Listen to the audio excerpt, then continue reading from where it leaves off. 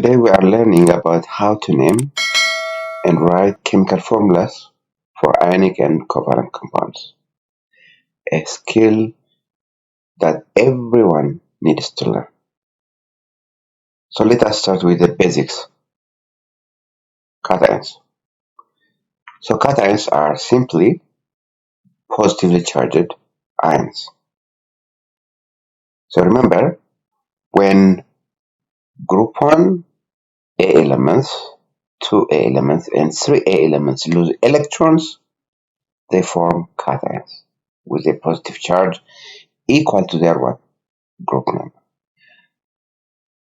So, like I said, cations are simply positively charged particles. And these cations are formed when elements in group 1A, 2, or 3A, when they lose electrons, they form cations. So the names of the cations of 1A, 2A, or group 3A metals are the same as the name of the metal, followed by the word ion or cation.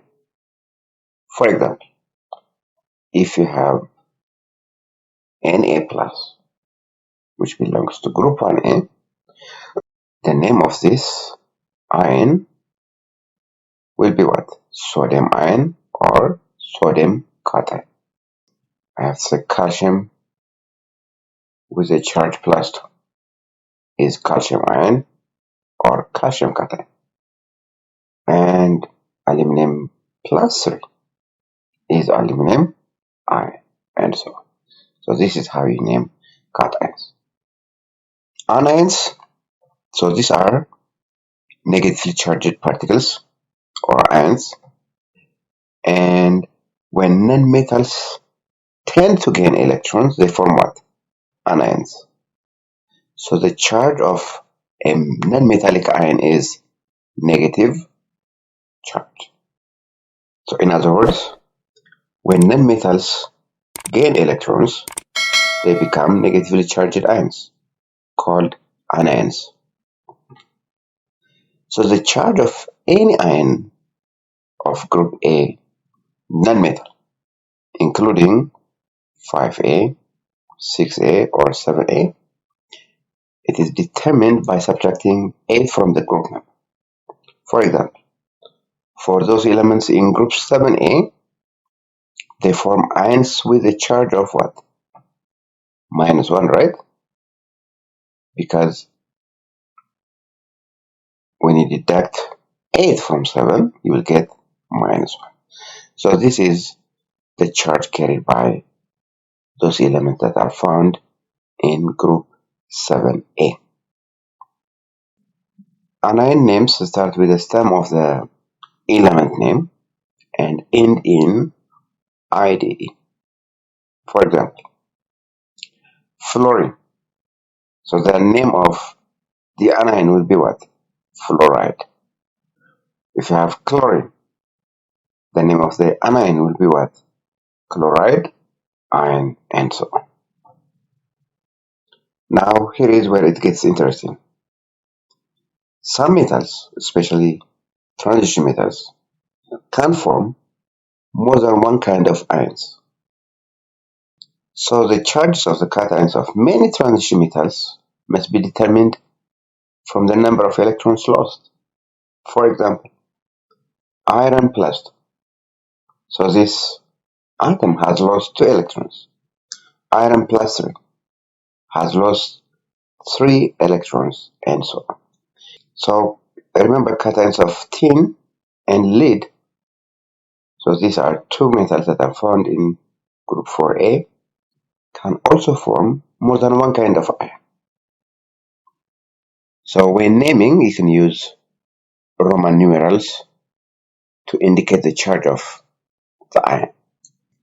For example, to represent iron +3, you would use iron 3. So you have to use numerals to indicate the charge of the ion. So a few transition metals have only one kind of ion. So the names of these cations do not have what? Do not have a Roman numerals. So these exceptions include silver, and it has a charge of +1, cadmium, and zinc both have a charge of +2. Let us practice. So when we combine a cation and an ion, we form an ionic compound. So this example is an example of an ionic compound because it contains cation and anion. So when naming this, write the cation first, and that is aluminum, and then the anion. So this element stands for oxygen, and remember, when naming an ion, we take the stem word of the element and add IDE, right? So it would be what? Oxide. So the name of this compound would be aluminum oxide. So iron belongs to transition element, and it can form more than one kind of ions. Therefore, when naming such kind of transition metals, we have to use Roman numerals, right? So iron, because the oxidation state or the charge of the metal is 2, so we have to write it in this way. Iron with a charge of +2, so I have to use Roman number 2. The name of the anion would be what? Chloride. So this is the correct name of this compound. Chromium forms more than one kind of ions. Therefore, we have to use Roman numerals to indicate the charge of the chromium. So in this case, it is 3, right? So I have to use Roman number 3 to indicate the charge carried by chromium, and then oxide. So sometimes ions come as a group called polyatomic ions, and these are the common polyatomic ions that you should memorize to help you name and write ionic compounds. For example, chromium, which belongs to transition metal, has more than one kind of ions. Therefore, we have to use Roman numerals. So chromium,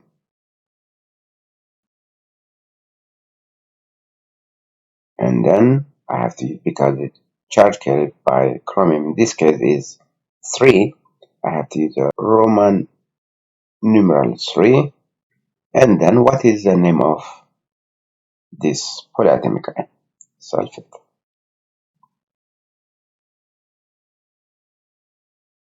So chromium 3, sulfate. Alright, now I'm going to teach you how to write formulas of ionic compounds using the crisscross rule. When writing ionic formulas, we use the crisscross rule. So the first step is to identify the cations and anions, or polyatomic ions if there are any. And then the second step is crisscross the charges as subscripts,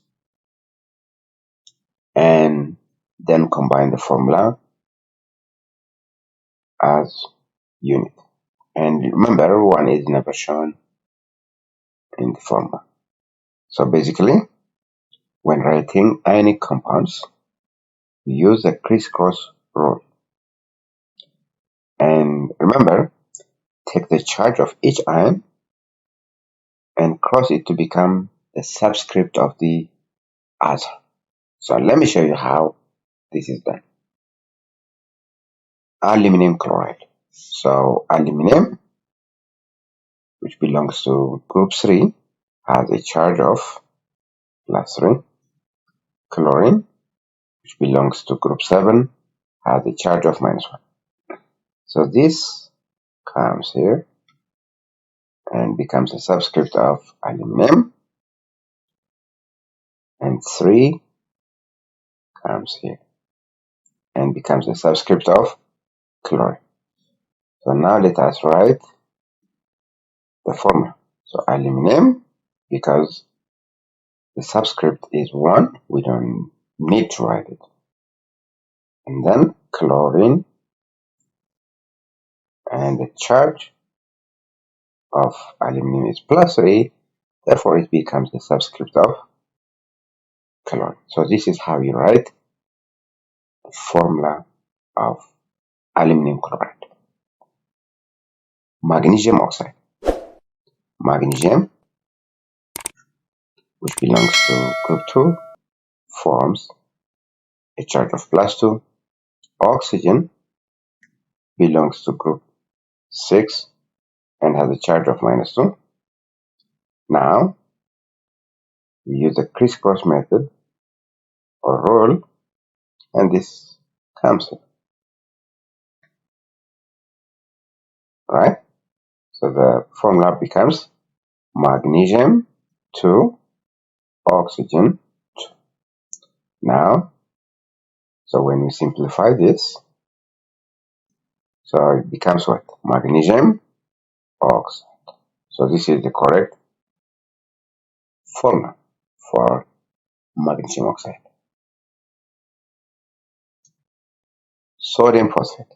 So sodium forms a charge of +1. Phosphate, which is a polyatomic ion, has a charge of -3. So this -3 comes here and here. So the formula becomes sodium. So we'll have a subscript 3 and then PO4. So we don't need to write 1. So this is the correct formula for sodium phosphate. Now let's talk about how to name covalent compounds. So to name them, the first one, name each element, and in the last element with IDE, and then add prefixes to show more than one atom. If you have 1, we use mono. If you have 2, use di. If you have 3, use tri, and so on. Now let us practice. So the first element represents carbon. So I'll take carbon. Because I have 4 atoms of chlorine, I have to use the prefix tetrachloride. So this is the correct name of the molecule. Now, the first element has 2 atoms, therefore I have to use the prefix di, and then followed by what? Nitrogen. No need to change its name. And then for the second atom, you have to always use prefix. So how many atoms of oxygen do we have? 1, right? So I have to use monoxide. So dinitrogen monoxide is the correct name. Now let us see how to write the formula of covalent compounds. So carbon.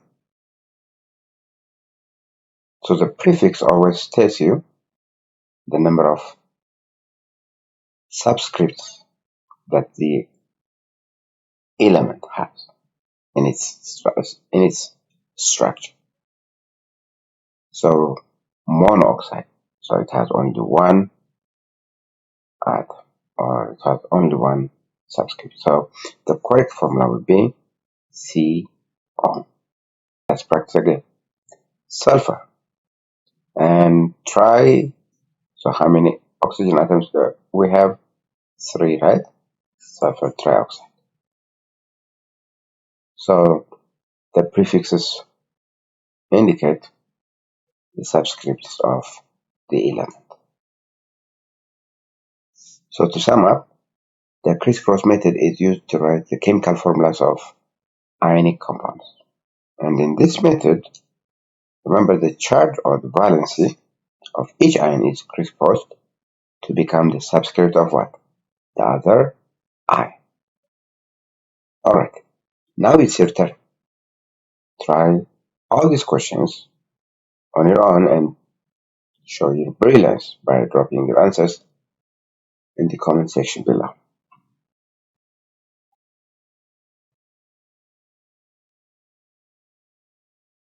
So that's all I have. See you in the next session.